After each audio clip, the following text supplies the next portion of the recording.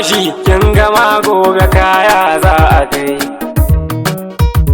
Ai kusa ta ga sosai kar ka fasa je kai, inda ba ni da tausayi za ta kwashi bakar wuya. To fa aiki ya ji kanshi yasa na yi nazari, na san ba ke da hakuri, na rarrasa cikin gari na zaɓo hirgegiya.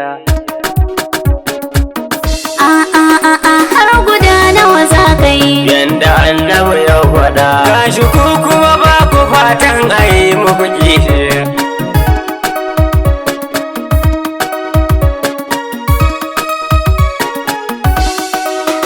Mai gida ka tuna fa auren amana mu kai, kiran sunan kishiya yana sami da laulayi, yanzu ma jina nake cikin mugun yanayi, ni da ai mini kishiya gara ai mini gogiya, in yi kwana 40 ina ya san rijiya. Dankali ke ce agogo sarkin aiki ashe,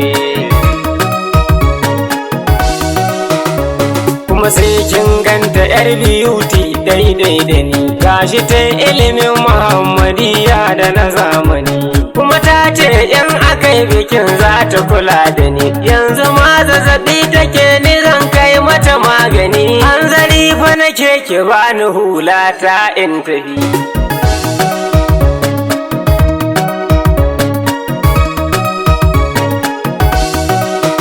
Mai gida wallahi godiya za ta ci mai gari, ni da kaina za na rusa bakin ayyiriri, za ka sa ayi gobara ba shiri a tsakar gari. Sai mu nemi ruwa mu yayyafa mata mu ta uziri, kuma ni yan kuɗin ki zan arama a haɗa ayi.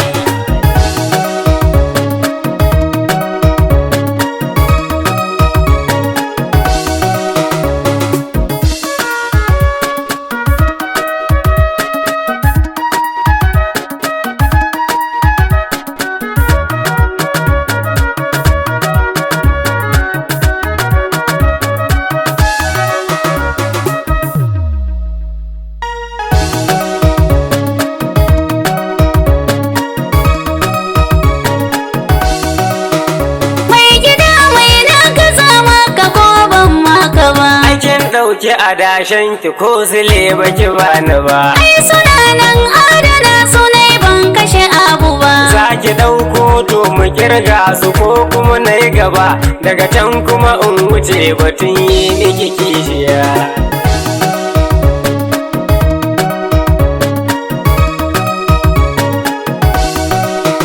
Mai gida ka tausaya kar da kai mini kishiya. To akwai sharuɗan da zanagin da ya sai gidi, za ki ɗau nauyin gidan nan na dogon zamani, yara in ba lafiya ke ce neman magani, bar batun naman miya in ya yanke kin bani, kan da sabani ya zo tsakani na ni da ke, ko da ni ne ban da gaskiya ne za na yi fushi, za ki rarrashe ni sai kin gana yo murmushi, za ki nuna mini ina ne kike ajiyar kuɗi, ko ki mun haka ko in dankaro miki kishiya.